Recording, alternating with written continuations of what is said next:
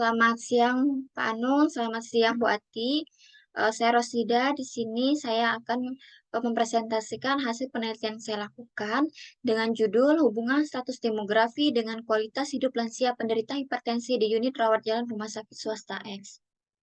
Nah, di mana outline-nya itu ada bab 1 latar belakang, bab 2 kerangka teori, bab 3 kerangka konsep dan hipotesis penelitian, bab 4 metodologi penelitian, bab 5 hasil penelitian, dan bab 6 pembahasan, serta bab 7 penutup.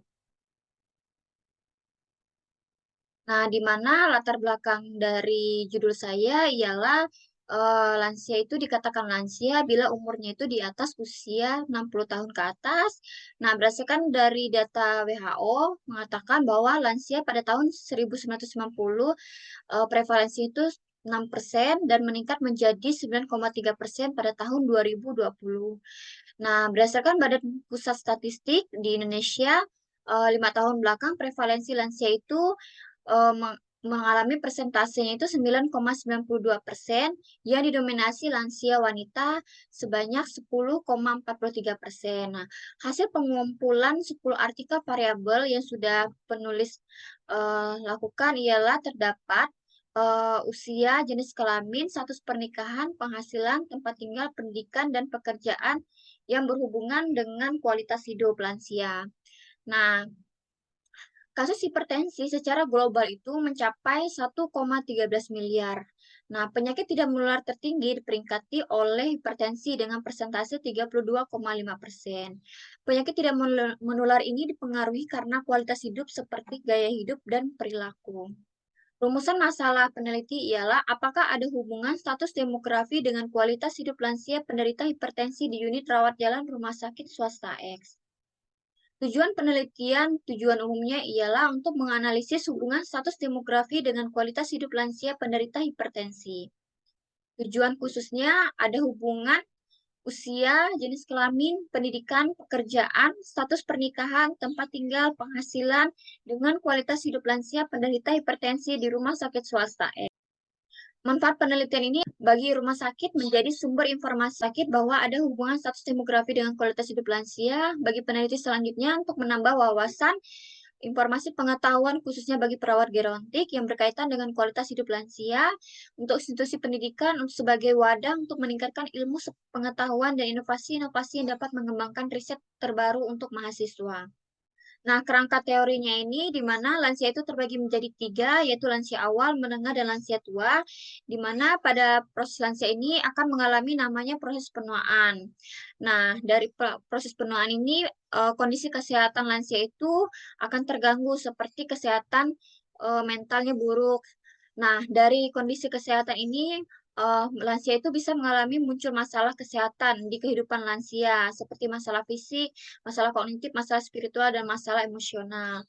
Nah, dari masalah ini, akibatnya itu masalah tersebut memicu terganggunya kesehatan lansia seperti gangguan kardiovaskular, yaitu penyakit hipertensi. Nah, hipertensi itu ialah penyakit kardiovaskular yang disebabkan karena peningkatan volume darah sistol lebih dari 140 dan diastol lebih dari 90. Nah, hipertensi ini adalah penyebabnya itu karena faktor usia, jenis kelamin, bisa faktor genetik. Nah, dari hipertensi ini mengakibatkan lansia itu hambatannya bisa mengalami kurang atau lansia itu dalam melakukan pola kesehatannya itu bisa terganggu karena kurangnya aktivitas olahraga.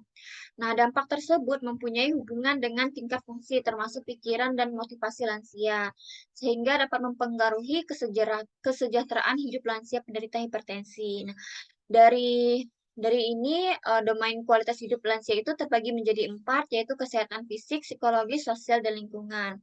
Yang dari domain ini dipengaruhi oleh usia, jenis kelamin, pekerjaan, pendidikan, status pernikahan, tempat tinggal, serta penghasilan. Untuk kerangka konsepnya sendiri, di mana status demografi ini akan dihubungkan dengan kualitas hidup lansia, di mana variabel status demografi ini terdiri dari usia, jenis kelamin, pekerjaan, pendidikan, status pernikahan, tempat tinggal, dan penghasilan. Dan akan berisiko juga ada variabel pengganggu, yaitu ada dukungan keluarga maupun status ekonomi. Penelitiannya ini untuk HA-nya ada hubungan usia, jenis kelamin, pendidikan, Pekerjaan, penghasilan, status pernikahan, tempat tinggal dengan kualitas hidup lansia penderita hipertensi di rumah sakit swasta X. Untuk H0-nya sendiri tidak ada hubungan usia, jenis kelamin, pendidikan, pekerjaan, penghasilan, status pernikahan, dan tempat tinggal dengan kualitas hidup lansia penderita hipertensi di rumah sakit swasta X. Untuk metodologi penelitiannya sendiri, di mana untuk teknik samplingnya itu peneliti mengambil total sampling. Untuk populasi penelitiannya itu, jumlah populasi ini dari perhitungan rata dari data per bulan itu sebanyak 31 orang. Untuk lokasi penelitiannya ini di rumah sakit swasta X. Untuk metodologinya menggunakan pendekatan metode cross-seksional. Kriteria inklusinya sendiri yaitu lansia yang memiliki penyakit hipertensi, lansia yang bersedia menjadi responden dibuktikan dengan penandatanganan inform consent, lansia yang berusia di atas 60 tahun, mampu membaca dan menulis, mampu berkomunikasi dan berbicara. Untuk kriteria eksklusinya yaitu lansia yang tidak menyetujui inform consent, terdapat gangguan komunikasi atau kejiwaan, lansia dengan hipertensi yang memiliki penyakit penyerta lainnya. Untuk variabel penelitiannya, di mana variabel dependennya itu kualitas hidup lansia penderita hipertensi, variabel independennya itu status demografi. Ini untuk definisi operasionalnya, kualitas hidup itu skala ordinal, usia skala nominal, pendidikan skala ordinal, jenis kelamin itu nominal, status pekerjaan itu nominal, status pernikahan nominal, tempat tinggal nominal, penghasilan ordinal.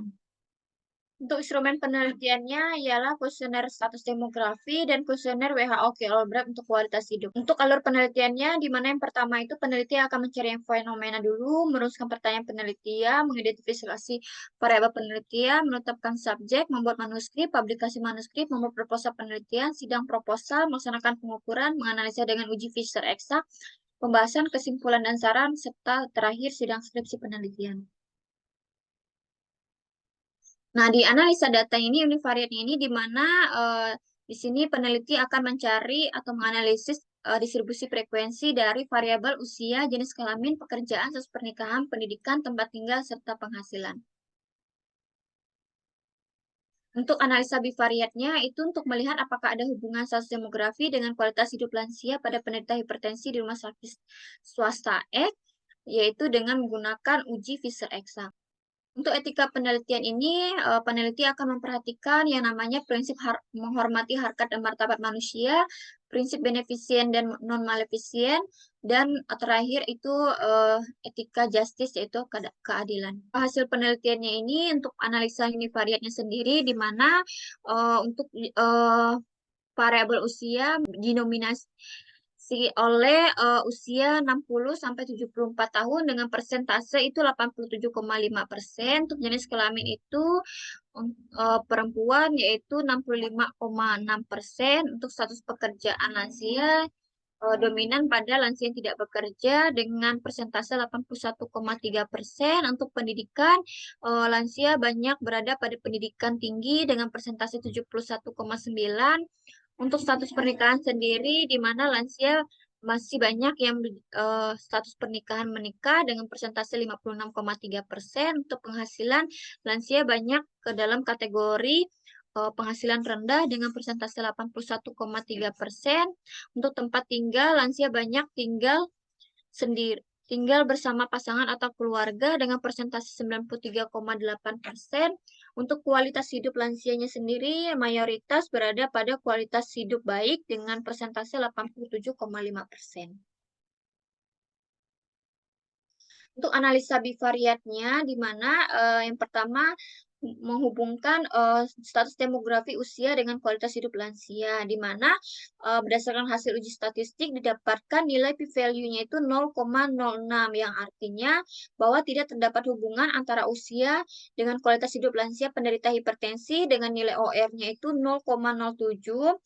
Nah, yang berarti lansia yang berusia di atas 75 tahun itu memiliki kemungkinan mempunyai kualitas hidup yang buruk mencapai 93,%. Nah, untuk race ratio-nya sendiri menunjukkan bahwa semakin tua seseorang, maka ia akan mengalami atau memiliki risiko kualitas hidup yang buruk 0,14 kali. Yang kedua yaitu status demografi, status pekerjaan dengan kualitas hidup lansia penderita hipertensi, di mana hasil uji statistiknya itu menunjukkan bahwa p-value-nya itu 0,652, yang berarti tidak terdapat hubungan status bekerja dengan kualitas hidup lansia penderita hipertensi dengan nilai OR-nya 0,652, yang berarti lansia yang dengan hipertensi yang bekerja memiliki kemungkinan kualitas hidup yang buruk itu mencapai 94,94% dari lansia yang tidak bekerja. Nah, hasil restorasi yang sendiri menunjukkan semakin lansia itu bekerja, maka ia akan mengalami atau memiliki risiko kualitas hidup yang buruk sebesar 0,69 kali daripada lansia yang tidak bekerja. Yang ketiga, sus demografi terkait pendidikan dengan kualitas hidup lansia penderita hipertensi, di mana dari hasil uji statistik itu p-value-nya terdapat 0,057, yang berarti tidak terdapat hubungan status demografi pendidikan dengan kualitas hidup lansia penderita hipertensi dengan nilai OR-nya itu 11, yang berarti lansia dengan hipertensi berpendidikan rendah itu memiliki kemungkinan kualitas hidup yang lebih baik 11 kali dibandingkan lansia yang berpendidikan tinggi. Nah, berdasarkan hasil risk ratio-nya itu memperlihatkan bahwa semakin tinggi pendidikan seseorang, maka ia akan mengalami atau memiliki risiko kualitas hidup buruk sebesar 7,6 kali daripada pendidikan rendah. Selanjutnya, hubungan status demografi, status pernikahan dengan kualitas hidup lansia penderita hipertensi berdasarkan hasil uji statistik didapatkan p-value-nya itu 0,295, yang berarti tidak terdapat hubungan status pernikahan dengan kualitas hidup lansia penderita hipertensi dengan nilai OR 4,636, yang berarti lansia dengan hipertensi dengan status pernikahan itu yang menikah mempunyai kemungkinan kualitas hidup lebih baik itu 4,636 kali dibandingkan dengan lansia yang menikah. Nah, hasil rasio itu memperlihatkan lansia yang masih dalam status menikah itu memiliki risiko tinggi kualitas hidup yang buruk 3,857 kali. Yang selanjutnya, status demografi jenis kelamin dengan kualitas hidup lansia penderita hipertensi, di mana hasil uji statistik menunjukkan p-value-nya itu 0,593, yang berarti tidak terdapat hubungan jenis kelamin dengan kualitas hidup lansia penderita hipertensi dengan nilai OR 0,474, yang berarti lansia yang dengan jenis kelamin laki-laki memiliki kemungkinan kualitas hidup buruk mencapai 53% dari lansia berjenis kelamin perempuan. Dengan hasil analisis yang menunjukkan risk ratio-nya itu laki-laki akan mengalami atau memiliki risiko kualitas hidup yang buruk 0,52 kali daripada perempuan. Selanjutnya, hubungan demografi penghasilan dengan kualitas hidup lansia penderita hipertensi, di mana hasil uji statistik menunjukkan p-value-nya itu 1, yang berarti tidak terdapat hubungan penghasilan dengan kualitas hidup lansia penderita hipertensi dengan nilai OR-nya itu 0,652, yang berarti lansia yang berpenghasilan rendah itu memiliki kemungkinan kualitas hidup yang buruk mencapai 35% dari lansia yang berpenghasilan tinggi. Hasil risk rasio, semakin tinggi penghasilan seseorang, maka akan mengalami atau memiliki risiko kualitas hidup lansia yang buruk itu 0,70 kali daripada lansia yang berpendidikan rendah. Selanjutnya, yaitu hubungan demografi tempat tinggal dengan kualitas hidup lansia penderita hipertensi, dengan hasil statistik menunjukkan p-value itu 0,238, yang berarti tidak terdapat hubungan tempat tinggal dengan kualitas hidup lansia penderita hipertensi dengan nilai OR 9, yang berarti lansia yang tinggal sendiri memiliki kemungkinan kualitas hidup yang baik 9 kali dibandingkan lansia yang bersama pasangan atau keluarga. Nah, hasil rasio menunjukkan semakin lansia tinggal bersama pasangan atau keluarga, berisiko memiliki resiko kualitas hidup yang buruk itu 5 kali. Pembahasannya sendiri di analisa univariat untuk yang variabel usia, di mana hipertensi itu terbanyak atau didomani usia yang di atas 60-70 tahun. Nah, ini dipengaruhi karena adanya perubahan secara normal yang berkaitan dengan proses menua yang menyebabkan terjadi peningkatan tekanan darah. Yang kedua itu variabel status pekerjaan, di mana rata-rata lansia itu berada dan lansia yang tidak bekerja. Nah, ini dipengaruhi karena banyak faktor, salah satunya sudah masuk ke usia pensiun dan sudah karena keadaan fisik yang mulai menurun akibat dari fase penuaan. Dan yang ketiga, variabel pendidikan di mana mayoritas berpendidikan tinggi. Nah, semakin pengetahuan itu ialah domain yang penting untuk membentuk perilaku individu itu sendiri. Pada pasien dengan lansia, semakin tinggi pendidikan, maka akan meningkatkan pengetahuan seseorang tentang hipertensi. Selanjutnya yaitu di status pernikahan, di mana mayoritas lansia itu lebih banyak terjadi pada lansia dalam status pernikahan. Nah, ini menunjukkan secara psikologis lansia yang masih memiliki pasangan akan memberikan semangat dan dukungan.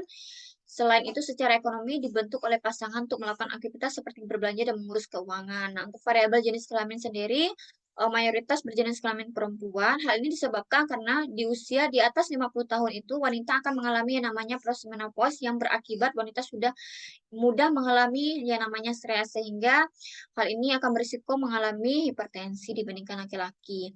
Nah, untuk yang variabel selanjutnya itu penghasilan di mana rata-rata berpenghasilan rendah. Nah, penghasilan rendah ini akan mempengaruhi individu tersebut dalam pemilihan tempat atau meriksa kesehatan di Vaskes. Nah, variabel selanjutnya itu tempat tinggal, di mana mayoritas lansia itu tinggal bersama keluarga atau pasangan. Nah, ini fungsi dari keluarga itu sendiri, di mana tempat pertolongan pertama dalam keteraturan menjalani terapi, pengaturan makan, dan minum istirahat untuk mengurangi kelelahan bagi penderita. Analisa bivariatnya sendiri antara usia dengan kualitas hidup lansia penderita hipertensi, di mana asumsi dari peneliti semakin menua seseorang, maka kualitas hidup juga akan menurun. Tetapi bila semakin sering lansia beraktivitas fisik, maka akan menaikkan kualitas hidupnya. Nah, untuk yang kedua, variabel status demografi untuk status bekerja dengan kualitas hidup lansia, di mana asumsi peneliti ialah mempunyai banyak persamaan dari hasil riset sebelumnya, di mana mayoritas lansia itu berada pada kondisi yang tidak bekerja. Nah, ini dikarenakan lansia yang berusia di atas 60 tahun itu tidak diperbolehkan bekerja oleh keluarganya, gitu. Nah, untuk yang ketiga, hubungan status demografi pendidikan dengan kualitas hidup lansia penderita hipertensi, di mana untuk kualitas hidup yang tinggi pada individu yang berpendidikan tinggi. Nah, ini menunjukkan perilaku cenderung mencari tahu lebih banyak tentang penyakit termasuk hipertensi dan berbagai media informasi yang tersedia. Untuk hubungan status demografi, status pernikahan dengan kualitas hidup lansia, di mana pasangan itu menjadi support system bagi lansia itu sendiri. Nah, dalam hal ini seperti emosi, pemecahan masalah, keuangan, dan pola asuh, sehingga segala bentuk perilaku itu muncul, yaitu perilaku positif. Nah, untuk variabel jenis kelamin dengan kualitas hidup lansia itu sendiri, di mana dalam penelitian di Hong Kong itu menjelaskan bahwa lansia perempuan dengan hipertensi itu cenderung memiliki skor indeks kualitas hidup yang rendah daripada pria. Nah, ini dikarenakan wanita itu memiliki harapan hidup yang lebih lama daripada pria, tetapi dalam kondisi kesehatan yang selanjutnya untuk hubungan penghasilan dengan kualitas hidup lansia, di mana kualitas hidup itu berkaitan secara langsung pada tingkat ekonomi. Nah, seseorang yang punya ekonomi yang serba berkecukupan akan kuat dalam pemenuhan kebutuhan harian individu tersendiri, sehingga fisik psikis akan lebih makmur. Nah, selanjutnya untuk hubungan tempat tinggal dengan kualitas hidup lansia penderita hipertensi ini, di mana hal positif dari lain yang lansia yang tinggal bersama keluarga itu kan ialah keluarga akan menyiapkan fasilitas untuk kebutuhan harian lansia dan pengobatan. Serta lansia itu tidak merasa loneliness karena adanya kehadiran cucu dan rumahnya itu yang memberikan senyuman dan kebahagiaan. Nah, fungsi dari keluarga itu juga sebagai pendamping dan pendengar setia bila lansia itu membutuhkan teman untuk bercerita. Limitasi penelitian ini di mana adanya penurunan fungsi penglihatan sehingga dalam pengisian kuesioner itu lansia tidak bisa mengisi kuesioner, harus perlu bantuan perawat dalam membaca isi kuesioner, dalam membaca maupun mengisi kuesioner itu sendiri. Selain itu juga dibantu oleh keluarganya. Nah, selain itu ada beberapa lansia yang tidak bersedia menjadi responden. Nah, dan yang terakhir, ada beberapa lansia juga masih bingung untuk menjawab kuesioner sehingga perlu peneliti untuk menjelaskan kembali maksud dari isi kuesioner tersebut. Untuk kesimpulan akhir, tidak terdapat hubungan antara usia, jenis kelamin, pendidikan, pekerjaan, status pernikahan, tempat tinggal, penghasilan dengan kualitas hidup lansia penderita hipertensi di unit rawat jalan rumah sakit swasta X. Ikut dokumentasi penelitian yang sudah peneliti sebarkan kuesionernya kepada lansia. Sekian presentasi dari saya. Atas perhatiannya saya ucapkan terima kasih dan selamat siang.